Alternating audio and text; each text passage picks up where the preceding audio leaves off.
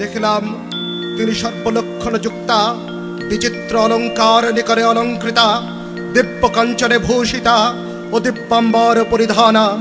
তার দন্তপঙ্ক্তি অতি ভীষণ, ওষ্ঠাধার পক্কবিম্ব ফলবত রক্তবর্ণ, দেহপ্রভা কোটি কোটি ভাস্করের ন্যায় সবুজ্জ্বল এবং শরীর কান্তি কাঞ্চনবত নমনীয়। তাকে দেখলেই জ্ঞান হয় যেন প্রকাশমান কাল রাত্রে। সেই সর্বৈশ্বর্যময়ী দেবী লীলার আধার ও মহাকায়। তিনি কোটি তটে কাঞ্চিদাম,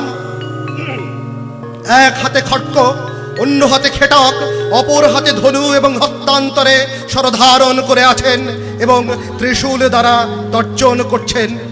সেই সময় তার এই রূপ নিরীক্ষণ করে সমস্ত দেবগণ ভীত হয়ে আমার শরণাগত হলেন। তোমার এবং ভেদ ভয়ঙ্কর ঐশ্বর্য সন্দর্শন করে সচরাচর ত্রিলোক মধ্যে সকলেই ভীত হতজ্ঞান হয়েছিলেন। হে মহাদেবী, দেবগণের এই অবস্থা নিরীক্ষণ করে তাদের হিতার্থে এবং তোমার আরাধনার্থে তখন তদীয় স্তবরাজকে স্মরণ করলাম। তত ময়া মহাদেবী স্তবমেতাদুদাহৃতম দেবানাং হিতকামায় তবোপরাধনায় চ অমৃতং জ্ঞানবুপাদ্য বুদ্ধির্তজবলেন চ তেজশ্চৈব প্রদ্যত মে স্তবমেতং তু শোভনে।